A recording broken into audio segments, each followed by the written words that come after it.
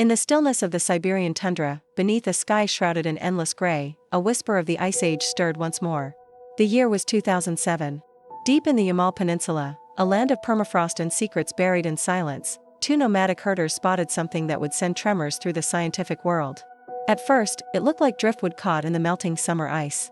But as they moved closer, the contours sharpened, leathery skin, curled limbs, and a trunk, the unmistakable form of a baby mammoth, perfectly preserved. But it was what they'd find inside her that would turn Eye into disbelief. Her name would be Luba. Frozen in death, yet hauntingly lifelike, Luba had lain untouched for over 40,000 years. Her tiny body, no larger than a Labrador, was so well preserved that even the hairs in her ears remained intact. Her skin still bore the faded wrinkles of youth. But it wasn't just the surface that had endured. As scientists cradled her fragile frame under the glow of lab lights, they would soon uncover something no one expected: milk. Still nestled in her stomach. Undigested. Untouched by time. As if her last meal, and her mother's final touch, had happened mere moments before the ice claimed her. It was a moment of eerie intimacy. A silent cry from a creature that had died just weeks after birth. But how had she survived so long, frozen in time with her secrets preserved better than any parchment or fossil? And what could that last sip of milk tell us, not only about her death, but about a vanished world swallowed by the cold? To answer that, we must travel back, far back.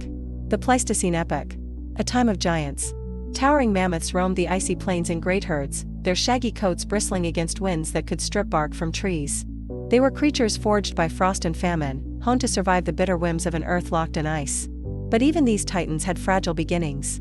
A baby mammoth's survival hinged on its mother's milk, rich, fatty, and warm. It was their lifeline in a world teetering between survival and extinction. When Luba died, something extraordinary happened. She didn't rot. She didn't decompose. Instead, a delicate cascade of chance events sealed her fate. Ingesting silt and mud just before death, perhaps during a fall into a riverbank, her airways were blocked, and oxygen was cut off.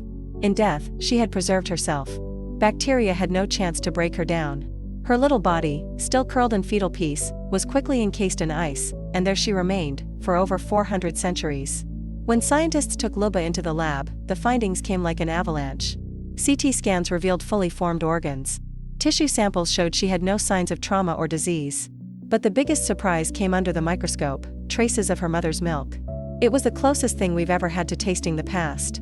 Chemical analysis of that milk would reveal not just what her mother ate, but the ancient flora that nourished her, the climate they lived in, and the ecosystem that wrapped around their world.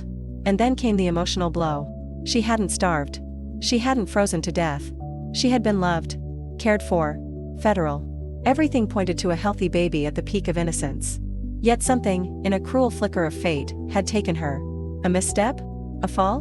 Was she swallowed by the muddy banks of a thawing river as her mother watched on helplessly? Scientists believe that after her death, her family may have circled the site for days. Elephants mourn. They return to the bones of their fallen. And if mammoths were anything like them, as we believe they were, then Luba's death may have rippled through her herd like a silent scream. But nature moved quickly. Snow blanketed her, then ice. Seasons passed. Then millennia. Luba's discovery was more than a marvel. It was a rupture in time. It allowed scientists to extract DNA, one of the most intact samples of mammoth genetic material ever recovered. This was the beginning of a new frontier, one that would raise questions far beyond Siberia. Could we bring the mammoth back? The idea of de-extinction was no longer just science fiction. With CRISPR technology and an Asian elephant as a genetic cousin, Luba's DNA became part of a growing effort to resurrect the mammoth, or something close to it. A hybrid. A proxy. A creature engineered not just to walk again but to perhaps help restore Arctic grasslands and slow climate change. But amid the laboratories and headlines, it was easy to forget the image burned into that silent discovery: a baby, frozen mid-breath, her stomach warm with mother's milk. Not a clone. Not a curiosity. But a life. One that began, and ended, in a world lost to time. Today, Luba rests in a glass chamber in Russia, still whole, still perfect. Children press their faces to the glass, seeing a creature their ancestors may have hunted. Some stare in awe, others cry.